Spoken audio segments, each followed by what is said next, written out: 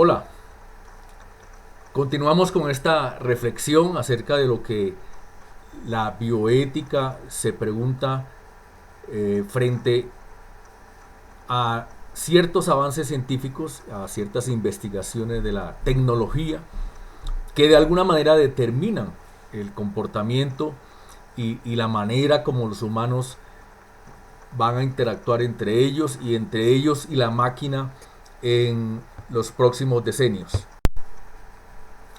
Uno de estos avances, desde luego, es la inteligencia artificial.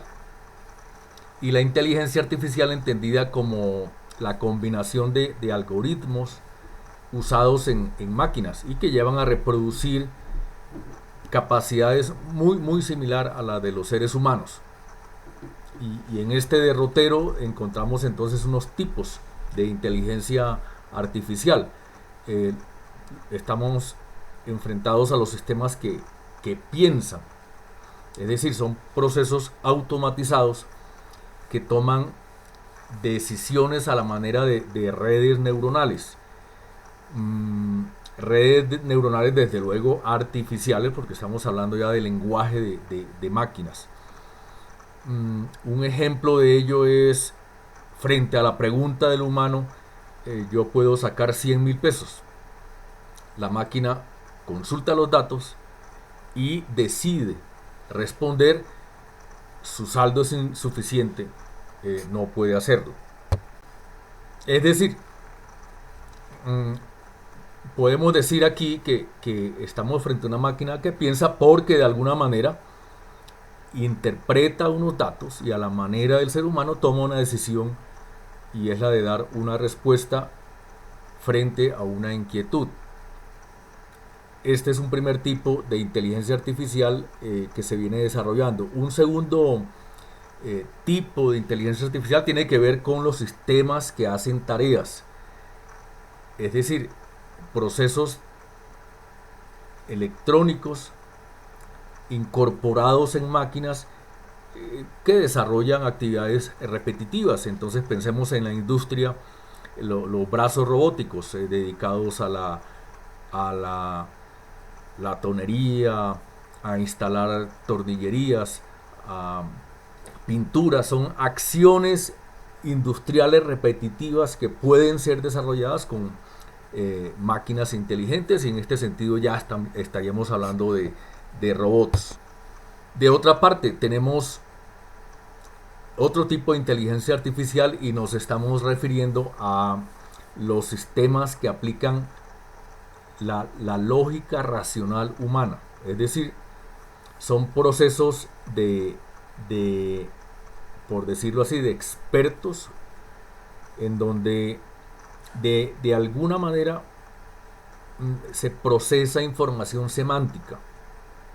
Es decir, le hemos dado tal poder a la máquina que la máquina puede, a través de sistemas de acercamiento a Big Data, puede interpretar, puede clasificar, puede relacionar conceptos, ideas, y de alguna manera hace una esquematización lógica a la manera de lo que podría ser un ser humano, para derivar de allí entonces procesos cognitivos, intelectivos, deducciones y, si quiere, conclusiones.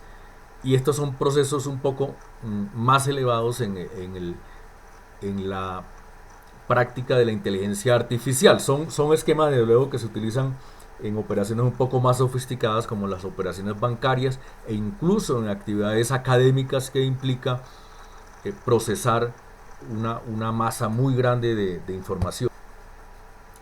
Asimismo, una cuarta aproximación a este tema, o un cuarto tipo de inteligencia artificial, se refiere a los sistemas que actúan racionalmente, es decir, máquinas capaces de deducir a partir de una observación de un escenario que ocurre algo y frente a lo cual debe actuar de determinada manera. Pensemos en los policías robots. analizan un escenario, detectan el peligro y deciden actuar en correspondencia. Tenemos entonces que la inteligencia artificial está generando y va a generar en las próximas décadas una gran revolución. Y esta revolución tiene que ver con la Big Data, como se conoce a este acervo gigantesco de información que hemos venido procesando al interior de las diferentes instituciones que desarrolla el ser humano en las sociedades contemporáneas.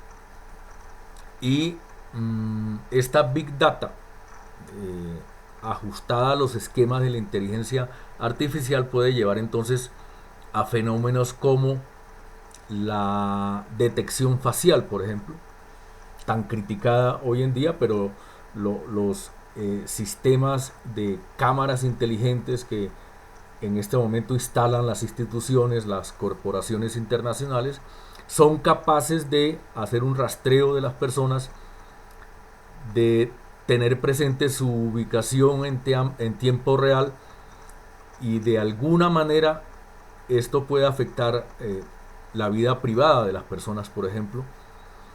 Puede incidir esto también en la manera de pensar de algunas comunidades, y en este sentido decimos que ya se comienza a volver compleja la relación ser humano y la inteligencia artificial. De otra parte, también tenemos los auxiliares de voz, por ejemplo, implementados ya en muchos servicios de call centers o de instituciones que atienden al cliente con la intermediación de una máquina que aplica inteligencia artificial y que es capaz de establecer un diálogo con el cliente. Y en este sentido decimos que hay ciertos servicios rutinarios que ya están siendo reemplazados por la máquina. Se introduce aquí un tema urgente y un tema crucial para las sociedades de hoy, y es de qué manera esto comienza a afectar el empleo. Por ejemplo, hay muchas actividades que se estaban desarrollando en las empresas con humanos, y estas actividades han sido reemplazadas por la máquina a través de estos asistentes virtuales, como los asistentes de voz. Asimismo tenemos otro tipo de esquemas, como los sistemas de enseñanza de idiomas, por ejemplo, o también servicios que cada vez son más frecuentes, como el de diagnósticos médicos. Yo puedo acceder a un servicio especial en donde doy una serie de síntomas y la máquina puede hacer una interpretación, un análisis semántico de esos síntomas, y de allí puede derivar diagnósticos médicos. Por tanto, la bioética atiende este avance científico-tecnológico y se fija con atención en sus características tecnológicas, desde luego, pero sobre todo en la incidencia que esto pueda tener en la vida misma, la vida del ser humano, la vida de las especies, la vida de los ecosistemas. Y este es un proceso histórico que data de los años 60 del siglo XX, en donde la primera aproximación de la inteligencia artificial fue la indagación acerca de las máquinas pensantes. Recordemos la insistencia en esos años 60 de enfrentar al ser humano con una máquina alrededor de un juego de ajedrez. Y en muchas ocasiones la máquina comenzó a ganar esas partidas de ajedrez. Más adelante, hacia 1990, se incorpora lo que se denominó el aprendizaje autónomo de las máquinas. Es decir, la tecnología percibió que el procesamiento de información podía hacerlo directamente el equipo, la máquina. Antes se creía que el ser humano debía procesar desde su interpretación cognitiva, desde su manejo del lenguaje, la información, e incorporarla como input a la máquina.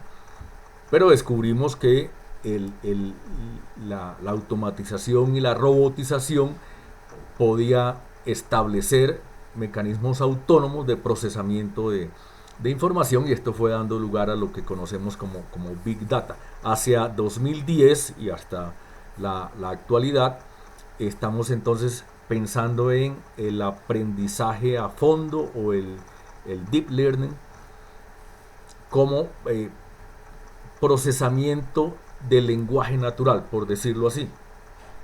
Es decir, estamos en un tercer nivel de la inteligencia artificial, y es lo que prende las alertas acerca de la, la autonomía que pueda tomar la máquina frente a procesos de pensamiento.